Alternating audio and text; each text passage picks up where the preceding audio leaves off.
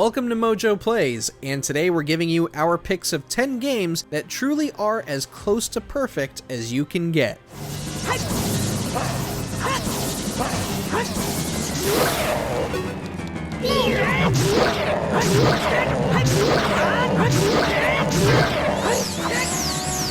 That isn't to say whatever games you don't see here are not good as well. These are just the ones that struck us the most when we put this list together. Maybe you'll see another one in the future.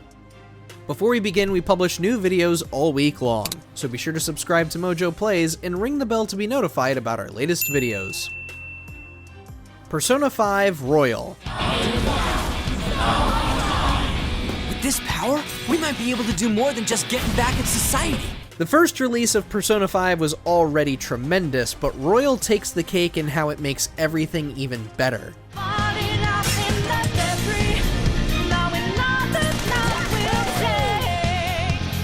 First, you have the addition of a new Phantom Thief, Kasumi Yoshizawa, who holds a certain mystique that matches Goro Akechi. As for gameplay, you're given a whole new palace to explore on top of an entire new city to shop and hang around in. Couple all this with some balance changes and additional plot points to flesh out the story some more, and what you have is a real enhancement to a game that was already marvelous in almost every way. Bring it! We are the Phantom Thieves! Finish 'em! The Witcher 3 Wild Hunt. Nigh is the time of the sword and axe. None will fight this war in our stead. Nigh is the time of madness and disdain.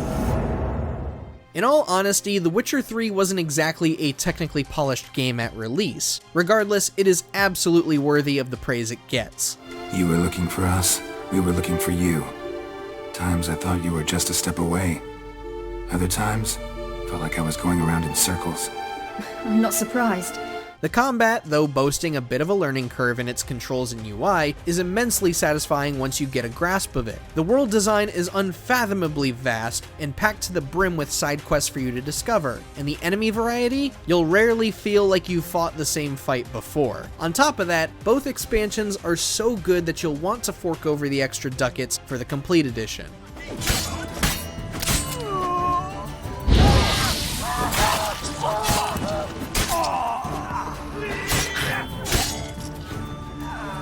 Resident Evil 4. The entertainment.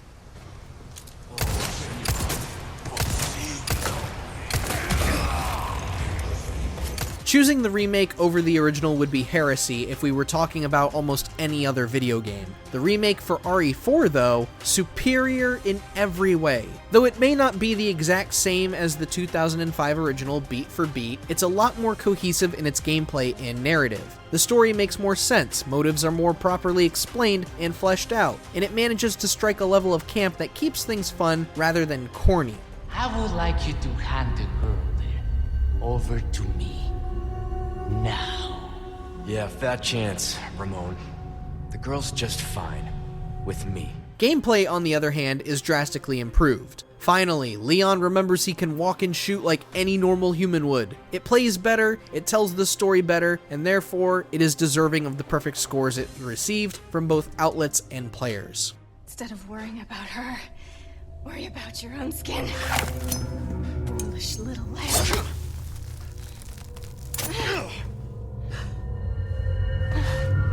Temperance, child. Stardew Valley.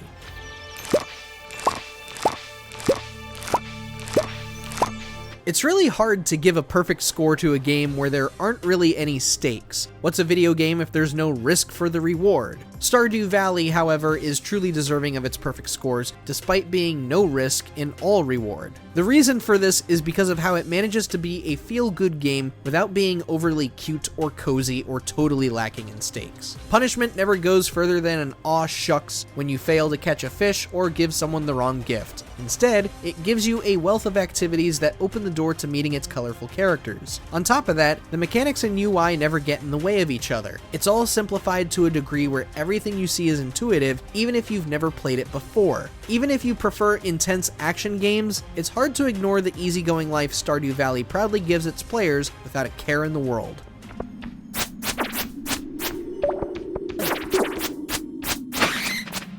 The Last of Us.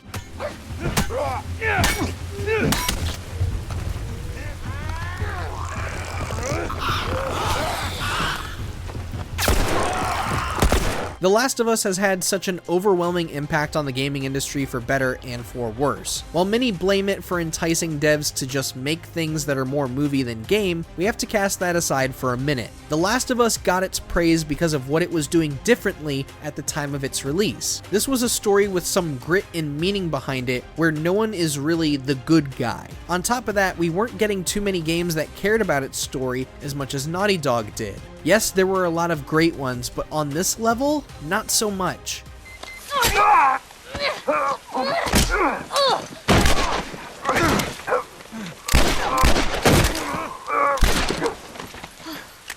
From the writing to the voice acting to the combat, stealth, level design, and graphical detail, you can see the amount of passion Naughty Dog had for this game. So is that everything you hoped for? Jury's still out. But man, can't deny that view. The Legend of Zelda: Ocarina of Time.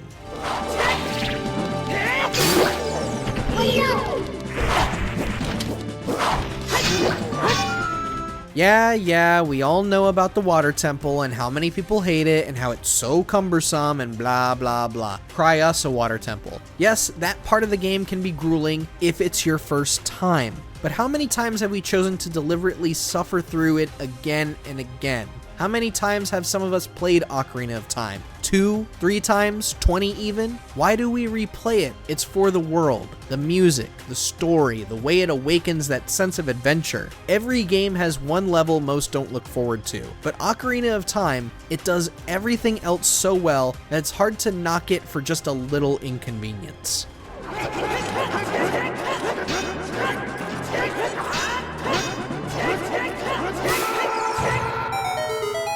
Portal 2. Yeah, I can't do it if you're watching. Seriously, I'm not joking. Could you just turn around for a second? Alright, you can turn around now. We will forever cherish the very first Portal, but the sequel? Oh god, the sequel. Portal 2 is one of those games that truly is perfect in every way. No puzzle feels impossible to complete on your own, and even though it can make you feel stupid, the level design never comes off like it has some hidden nonsense you could have never predicted. Everything is communicated to you about what you need to do. As for the story, Portal 2 is remarkably funny, thanks to Wheatley's idiocy and GLaDOS' dry sarcasm. Hello! Oh, it's you. You know her? It's been a long time. How have you been? I've been really busy being dead. You know, after you murdered me. You did what? And who can forget the legendary lemon rant from Cave Johnson? For a game that makes you feel dumb, it sure does like to indulge in making its own geniuses seem dumb too. In a fun way, of course. Tell you what, let's give your parents a call right now. The birth parents you are trying to reach do not love you. Please hang up. Oh, that's sad. Ghost of Tsushima.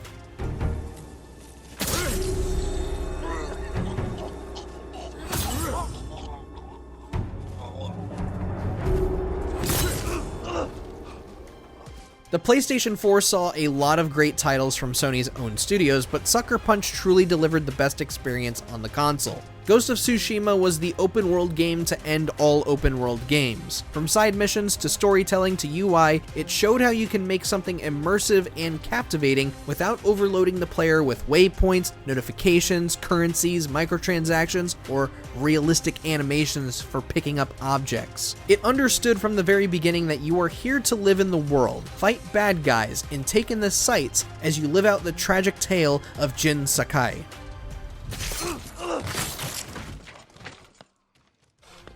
To this day, we have yet to experience an open-world game that achieves greatness on the same level as Ghost of Tsushima.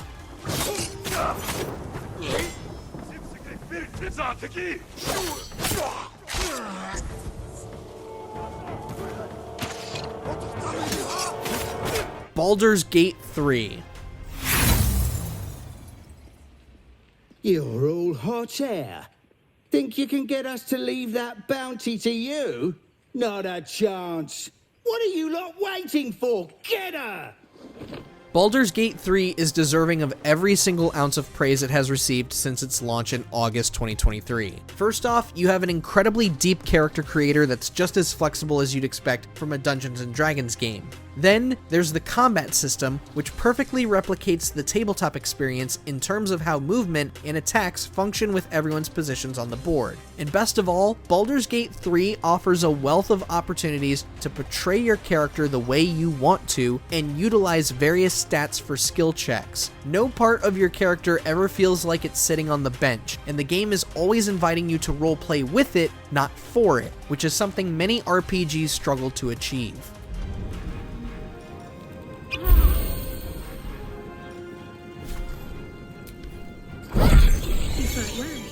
Perhaps our survival isn't such a distant prospect.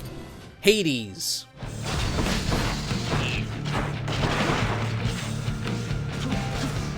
Not yet.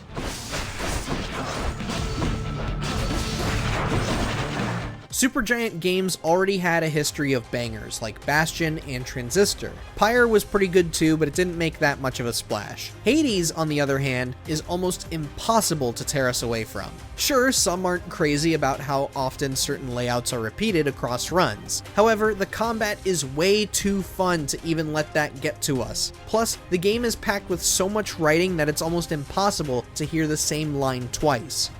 What's the giant pact posted out in the courtyard, Father? You offering me a job? Perish the thought. It's so that all your toiling can be more painful, nothing more. Every encounter with a character reveals something new about Zagreus, his relationships, and how his father runs the underworld. In other words, there is never a dull moment in Hades, even when there really isn't much happening.